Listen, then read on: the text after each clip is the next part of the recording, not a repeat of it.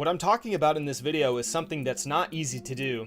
It is difficult to not only set up this idea, but to pay it off well and maintain the audience's interest the entire time. But this idea is worth exploring because if you can pull this off as a writer, it can breathe life into your story and give it additional texture on repeat viewings. I will now list the reasons why I think Mamoru Takamura versus David Eagle is worth examining on how to write a face versus face matchup. The concept of face or heel is professional wrestling terminology. Face means good guy. Cody Rhodes, John Cena. Heel means bad guy. JBL, Christian Cage. Turning heel means that you become a bad guy. Turning face means that you become a good guy. The key is not to make the antagonist perform a heel turn, because then they are no longer a face. The key is actually to make the establishment the one with the more dubious and flexible morality.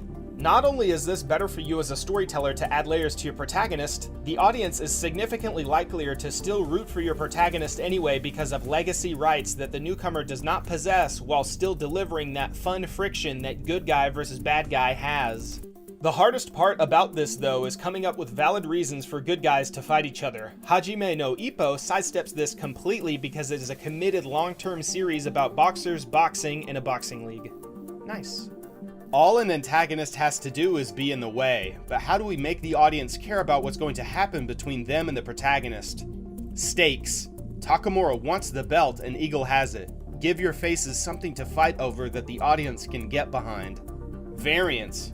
As a long-running series, the onus is on you to deliver something that makes meaning out of that extra time. David Eagle feels very unique in this cast despite appearing boring on paper because every other character is extremely well defined. If anything, the character that is closest to how Eagle acts is Makunouchi Ippo himself. They're just good guys, so surrounding them with a star-studded cast of freaks is a good way to make these simple characters somehow more iconic in a way. Believable, reasonable doubt that the protagonist could lose. It's classic protagonist protection to have them lose to funny business or cheating to endear the audience to your main character, but actually having them lose fair and square? There is room to explore this concept in fiction, and failing is something that the audience will always relate to. Movement. The more videos I post on this channel, the more you're going to hear me talk about this. Having movement and progression is extremely important in writing. What Morikawa does here is excellent because all of his fights move through phases and progress from one idea to the next. First, Takamura is in the lead, then David defends, then David's fundamentals piss off Takamura and force a tactical error, then Takamura's eye starts bleeding. Eagle is hit with the same injury. Both participants react to this development differently but within their characters as established.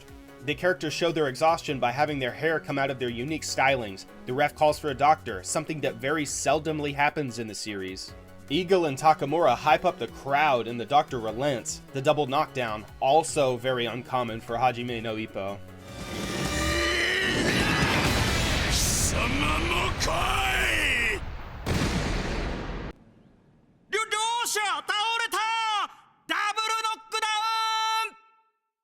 I want to take a moment to comment on how Morikawa uses injury to add movement. In your story, if the injuries during a fight don't meaningfully affect the outcome or the progression of that combat, then it is the same as it never happening.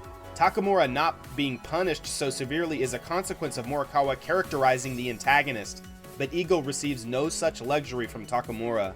Through this injury, Hajime no Ippo explores both sides. Is it better to fight cleanly, or is it better to win by any means necessary? To go deeper for people who actually care about the science of fighting, is it better to take the lucky break or use this as a chance to sharpen your fundamentals even more? There is no clear answer here because taking advantage of Takamura's weakness is the easy way out, but Eagle beating him cleanly proves that it wasn't luck and that his sharpness as a boxer is what opened up Takamura's eye in the first place. And learning how to navigate the reality of these happenstance moments in combat sports is part of your skill set as a fighter. Eagle just wants to get better at boxing. Takamura, if given an inch, will take a mile. Context and interplay. Look at this moment here. When Takamura fought Brian Hawk, he was the one with the focus on fundamentals, but when he fights Eagle, David's boxing is so much more technically sound that Takamura is the one who starts fighting like Brian Hawk. One of my favorite moments in the fight isn't even during the combat, it's here, where David Eagle shows us the reality of fighting on the world stage. In the universe of Hajime no Ippo, he's one of the best fighters to ever live, and he's terrified of having to defend against the monstrous blows of Takamura. It transforms Eagle from a storytelling concept into a human instantly. When you as a writer are committed to a face versus face matchup, you are now tasked with making sure to deliver on character moments. Takamura being willing to lose his eye proves how important boxing is to him. These personal character journeys can be delivered no matter who the antagonist is. One of the best ways to do this kind of combat is to explore the system or the setting. And when you commit to the antagonist being a good guy, you're allowing yourself the chance to hype up your protagonist even more. The sensei character is one of the few devices in a story where they can glaze your main character without it feeling like they're jacking him off. A good guy antagonist can accomplish this objective also.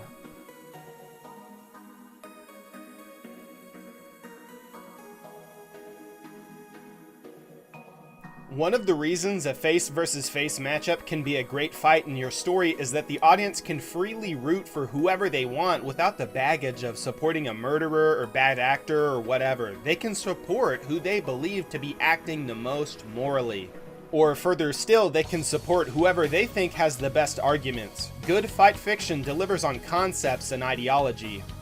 Even though I like Takamura as a character, because I do martial arts in real life, I'm actually much closer to how the story portrays Eagle. Flashy techniques are fun, but you don't pursue flash over substance, and when you do this concept well, I am now rooting for both fighters and am excited for every development instead of only when the protagonist is in the lead. The lead up to this match is great because David is from America and has an established relationship with Brian Hawk. It expands the world of Hajime no Ippo and even has a great press conference moment before the fight where Takamura no-sells the fuck out of him. I especially like how they commit to the color contrast as well to show how different they are.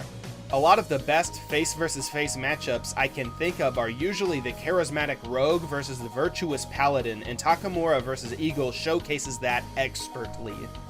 This combat also comes full circle because so much of this bout is contextualized by the fundamentals of boxing.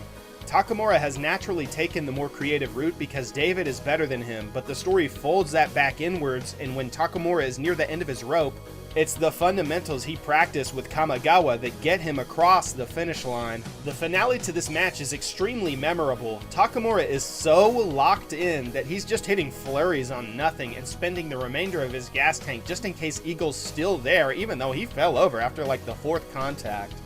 George Morikawa runs laps around other shonen authors, and he doesn't even need a magic system or superpowers. Hajime no Ippo's success lies in its ability to tell varied and fun combats that derive meaning from the character's established character traits, in addition to teaching the audience actual combat techniques and strategy. Hajime no Ippo will never go out of style because the author understands fighting legitimately, transforming what could have been a formulaic story into a one-of-a-kind masterpiece.